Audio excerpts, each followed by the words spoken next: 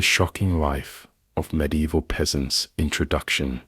The harsh realities of medieval peasant life. The medieval period, often depicted in literature and media as an era of gallant knights, magnificent castles, and heroic battles, was in reality a time of unimaginable hardship for the vast majority of the population. Peasants, while monarchs and nobility enjoyed immense wealth, land ownership, and political influence, peasants lived under an oppressive feudal system that dictated their every move. The common image of medieval villages as quaint and peaceful belies the stark truth. Peasant life was a relentless struggle against poverty, disease, social injustice, and back-breaking labor. Medieval peasants were the backbone of society, yet they were treated as little more than expendable laborers whose sole purpose was to sustain the ruling classes. Their existence was dictated by a rigid hierarchy that left little room for advancement or personal freedom. Most peasants were either serfs, bound to their lord's land and obligated to provide agricultural labor, or freemen, who had slightly more independence, but were still heavily taxed and burdened by feudal duties. The feudal contract, which was meant to provide protection and stability, often functioned more as a tool of exploitation, ensuring that wealth and power remained concentrated in the hands of the elite. One of the most shocking aspects of peasant life was the sheer physical toll of their daily labor. A peasant's day began before sunrise and ended at dusk, with little respite from the toil of farming, tending to livestock, or performing mandated labor for their lords. Tools were rudimentary, and farming techniques were inefficient, making agricultural work exceptionally arduous. Even after fulfilling their obligations to the lord, peasants had to cultivate their own small plots of land to ensure their family's survival. Famine, harsh weather, and unpredictable harvests made this task even more grueling, often leading to periods of extreme hunger and malnutrition. Beyond their ceaseless labor, peasants also endured miserable living conditions. Their homes were small, poorly built, and overcrowded, often shared with animals to provide extra warmth. Constructed from wattle and daub with thatched roofs, these houses were highly susceptible to fires, leaks, and infestations. The interiors were dimly lit, smoky, and unsanitary, as there were no proper chimneys or ventilation. Clean water was scarce, and waste disposal was primitive, leading to a prevalence of diseases that could quickly spread through entire villages. Basic hygiene was an unattainable luxury for most, as bathing was infrequent and access to medical care was nearly non-existent. The lack of medical knowledge and proper health care further exacerbated the hardships of medieval peasants. Most illnesses were poorly understood and attributed to divine punishment, witchcraft, or imbalances in bodily humors. Superstitions often dictated treatments, which could be more harmful than helpful. Common ailments such as dysentery, tuberculosis, and respiratory infections were rampant, and injuries from farming or construction work could easily become fatal due to infection. The arrival of the Black Death in the 14th century decimated Europe's peasant population, wiping out nearly half of the continent's inhabitants and plunging many villages into despair. With no access to effective medicine, peasants had little hope of combating disease beyond prayer and crude folk remedies. In addition to their physical suffering, peasants faced relentless economic and social oppression. They were heavily taxed, often forced to surrender a significant portion of their produce to their lords, the monarchy, and the church. The church, an omnipresent institution in medieval life, demanded tithes, typically 1/10 of a peasant's harvest, while also imposing moral and social controls that reinforced their subservience. Lords could impose additional taxes at will, and failure to pay could result in severe punishments, including imprisonment or loss of land. Even aspects of personal life, such as marriage, were regulated by feudal authorities, with peasants often required to seek permission and pay fees to wed. Despite the overwhelming hardships of peasant life, there were occasional moments of joy and respite. Religious festivals, harvest celebrations, and village fairs provided rare opportunities for merriment, allowing peasants to momentarily escape their grueling routines. Music, dancing, and storytelling were forms of communal entertainment that helped sustain their spirits. However, these fleeting moments of joy were overshadowed by the unyielding demands of feudal life, as the cycle of toil, taxation, and survival continued relentlessly. As time progressed, discontent among peasants grew, leading to occasional revolts and uprisings against their oppressors. The Peasants' Revolt of 1381 in England, for example, was fueled by unjust taxation and the continued exploitation of the lower classes. Though such revolts were often brutally suppressed, they signified the growing unrest that would eventually contribute to the decline of the feudal system. The transition to a more modern economic structure, combined with the reduction in population due to the plague, gradually shifted the balance of power, allowing some peasants to negotiate better living conditions or seek work in emerging towns and cities. The life of a medieval peasant was one of relentless hardship, characterized by grueling labor, oppressive social structures, and an ongoing struggle for survival. While they were indispensable to medieval society, their suffering was largely overlooked by the ruling classes. Through their endurance, however, they laid the foundation for the gradual social and economic transformations that would ultimately lead to the end of feudalism. By understanding the shocking realities of peasant life, we gain a deeper appreciation of the resilience and perseverance of those who lived in an era dominated by inequality and suffering.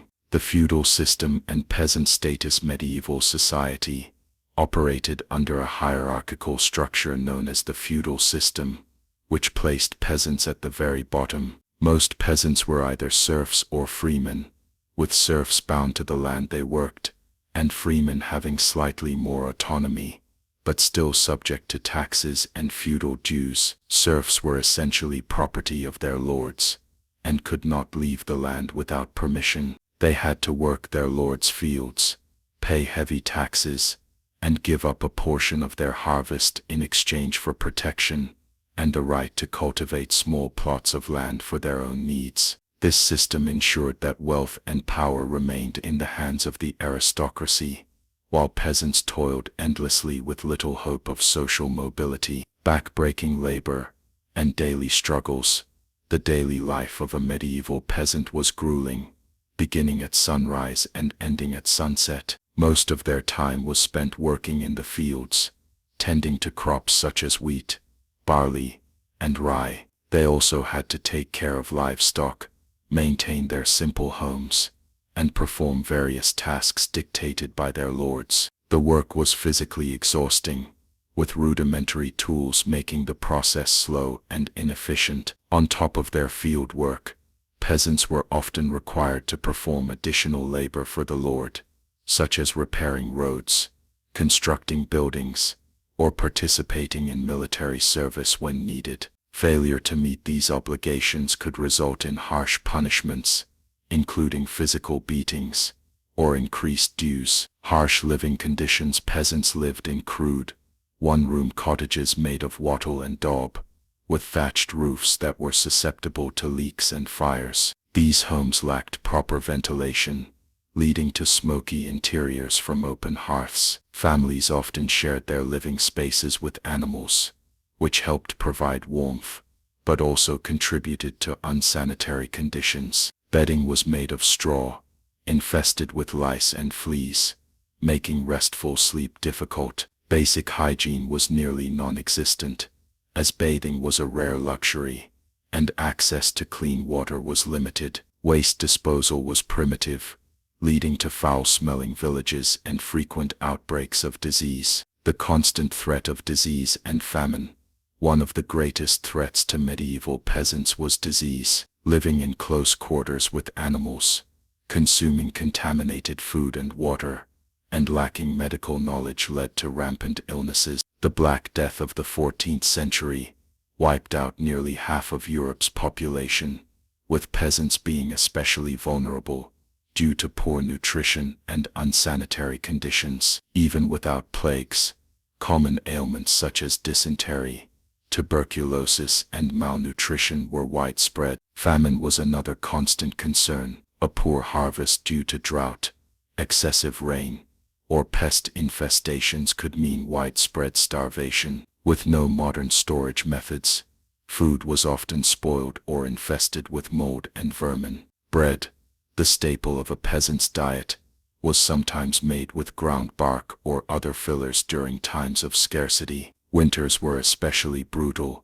with many succumbing to cold and hunger. Oppression and heavy taxation. Peasants were heavily taxed, with a significant portion of their produce and earnings taken by landlords, the church, and the monarchy. The church demanded tithes, typically 1/10 of a peasant's produce, under threat of eternal damnation. Lords imposed additional dues, requiring peasants to pay in crops, livestock, or even labor. If a peasant wanted to marry, they often had to seek the lord's permission and pay a fee. Those caught hunting or fishing on a lord's land faced severe punishments, sometimes even death. The role of religion and superstition. Religion played a dominant role in a peasant's life, providing both hope and fear. The church was a powerful institution that dictated morality, laws, and daily practices. Most peasants were deeply religious,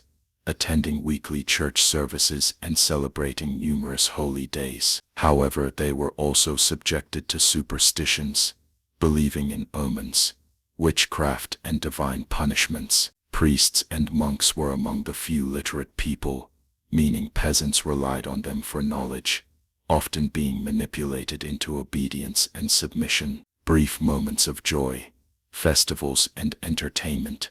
Despite their harsh existence, medieval peasants did find occasional joy in communal festivals, feasts, and celebrations. Religious holidays provided rare opportunities for relaxation, with music, dancing, and games offering a temporary escape from toil. Marriages, harvest festivals, and saints' days brought entire villages together in merriment. Alehouses also served as gathering spots where peasants could drink and socialize after long days of labor. However, these moments were fleeting, and soon enough, peasants returned to the relentless demands of feudal life. The hope for change and the end of the feudal system. The suffering of medieval peasants eventually led to revolts and demands for change. The Peasants' Revolt of 1381 in England, for example, was driven by heavy taxation and economic hardships. Led by figures such as Wat Tyler,